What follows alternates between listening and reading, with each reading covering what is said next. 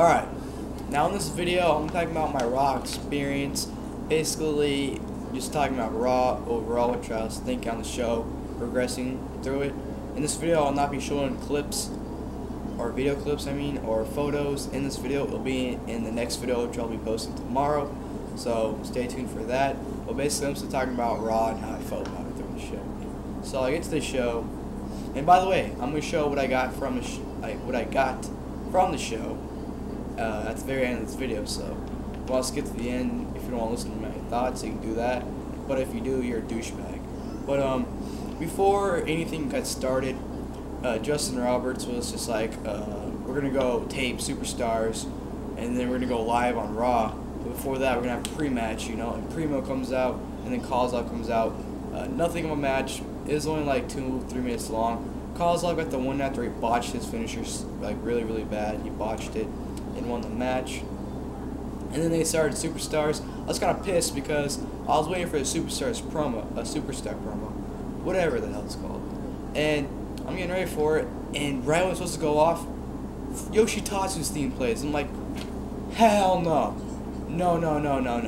And I was pissed. So, anyways, the match was Yoshitatsu and Goldust versus the Usos. It was actually a pretty good match, actually. I don't know how it was going to become on TV, but it was actually a pretty good match. It was like 5 to 7 minutes long. It was pretty good.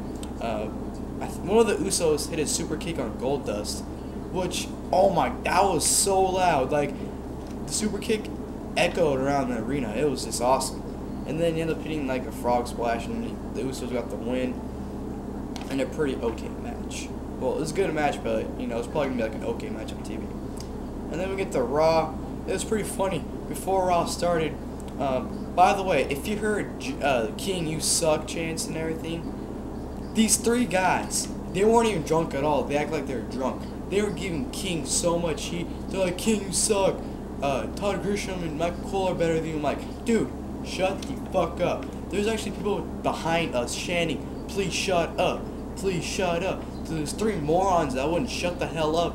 And I was really about to knock their asses out. I'm like, dude, shut up. You're annoying as fuck. I try to enjoy the show, and you won't shut up. So they're chanting, you know, King, you suck, you need to retire. And then, pretty funny actually though, because Justin Roberts in the ring, and one of the dudes yelled, Justin Roberts, you suck. And Justin looks at him and he's like, yeah, I know.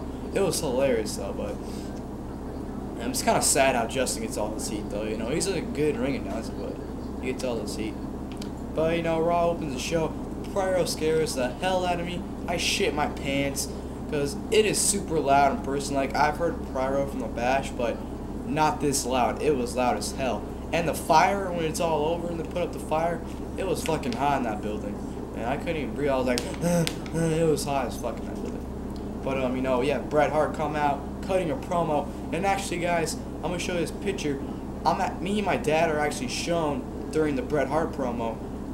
You really can't tell it's me and my dad because it's like kind of a blur. But me and my dad are shown in the Bret Hart promo. I don't know if I'm in the show later on because I really didn't pay attention to Raw. I saw probably about the first half an hour and probably like the last 25 minutes of it because I was watching something else. But I was actually shown right here.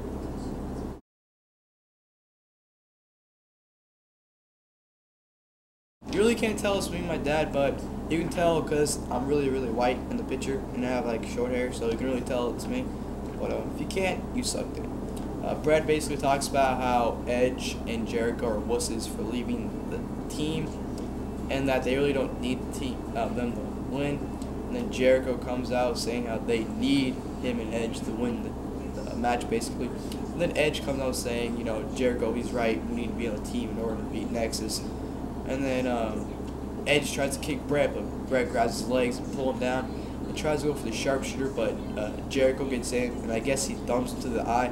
I really couldn't tell because they're facing toward the Bret was facing toward the ramp, and I was sitting behind him, so I couldn't really tell what Jericho did to him. And all of a sudden, Natalya comes running. I'm like, what the fuck is she doing? And she's like, Bret. I'm like, what the fuck you crying about now? And then it goes backstage where Nexus is beating up the Hart Dynasty, who apparently was supposed to be the replacements for Edge and Jericho for the SummerSlam team. And then Barrett just kicks David Hart Smith. Man, that had to hurt, man. That shit echoed hell out the building too. And then Barrett says like, these are supposed to be replacements on Brett. And then blah blah blah blah. And they walk away, and Brett and Talia go running down the ramp. And then Raw goes off the air, I guess. But during commercial, it showed a promo for Chris Angel's season 6, which really don't care about. But commercials, when it's on commercial, it's boring as hell, because all they do is play stupid videos that no one really cares about. Then we get to the first match of the night, The Miz vs. Evan Bourne. I marked out like a bitch when Miz came out. Right when I heard awesome, dude, I stood up like a fucking boner, man. I was like, and I was like, oh hell no, Miz is coming out, mark out time. And you know, he's coming out, I'm like, mark out, you know? And then he's all home with the briefcase. I'm like, dude, this guy is awesome. And then Evan Bourne comes on, I'm like, Evan Bourne. And then everyone starts chanting, Miz is awesome, because The Miz is awesome. Everyone starts chanting, Miz is awesome. And then, you know, it was a alright match for what it was worth. It was, you know, it was an alright match. At the end of the Miz, it's the skull crushing finale. You get the 1, 2, 3. I'm marking like a bitch. I'm like, yeah, Miz. And then he cuts a promo how he says he doesn't give a damn who wins the title at SummerSlam. But all it's gonna matter is that he's gonna cash in and win the WWE Championship, whoever's gonna be the champion. And then he goes, because I'm the Miz, and I'm awesome. I'm saying it when he's saying it too. I'm just sitting there, because I'm the Miz, you know. I'm just doing it. He's awesome. And then it ends that, and it goes on commercial again. I really don't remember what happened, because there's so many commercials and so much promos are playing. I really don't remember which one comes back. And they played a lot of WrestleMania commercials. Like, number one, it's in fucking Georgia. You expect us to fly all the way to Georgia just to freaking see WrestleMania? I'm like, no, I'm waiting for 29 to be in San Francisco. Thank you very much. Next match was Melina versus Alicia Fox. This was a pretty good match. I thought it was hilarious because you know how Alicia Fox is holding her like a fisherman suplex? What the hell that's called? Where her boobs are popping out like that. Some dude in the front row, because when they turn by us, some dude's like, hey ref, move! Get the hell out of the way, because, you know, she was facing towards us and the rest of them in the way. And it's pretty fun because the ref moves too. And we see that, I'm like, damn. Those things are huge, you know? And then she hits her freaking finisher. And the match ends and goes in commercial. And during the commercial, the freaking GM sends an email and everyone's booing the shit out of Michael Cole. And then he's like, I just got an email from the general manager, and I quote. I'm like, no one gives a shit. And then he's just like, since Melina won against Alicia Fox, she will now get a title shot this Sunday at SummerSlam. And since Great Khali has challenged Wade Barrett to a match, I will allow Khali to get that match. Ah, shit.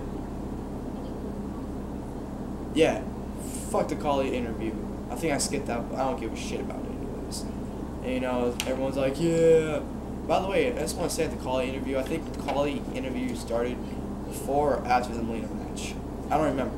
But, I don't know what the fuck Khali was saying. All I heard was I challenged someone, and I didn't know who the hell he's challenging until the whatchamacallit, interviewer guy, Josh Matthews, said, you challenged Wade Barrett. I'm like, alright, Wade Barrett, Khali, who gives a shit? So, commercial then I guess, like, recaps the general manager announcing Melina versus Alicia Fox on Raw, I guess. Stupid.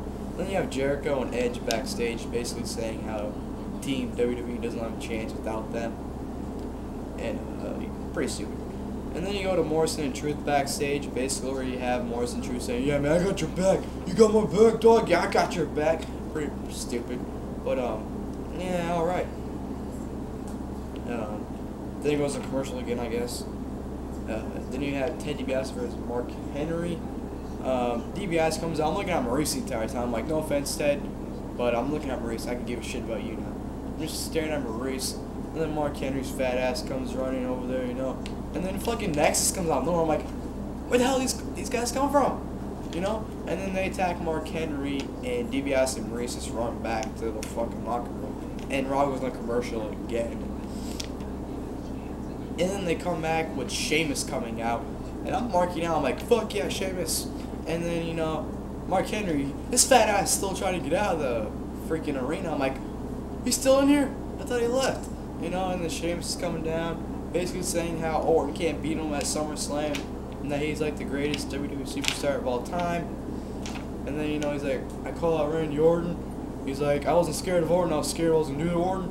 Orton comes out and says, Sheamus, you're a puss bag, basically.